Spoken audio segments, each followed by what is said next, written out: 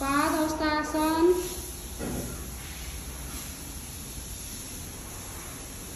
अश्वसञ्चालनासन,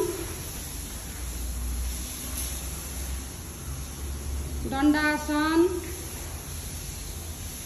अष्टाङ्ग नमस्कार, भुजङ्गासन, पर्वतासन, अश्वसञ्चालनासन,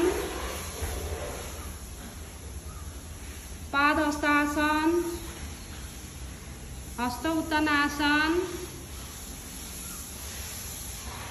प्राणायामासन।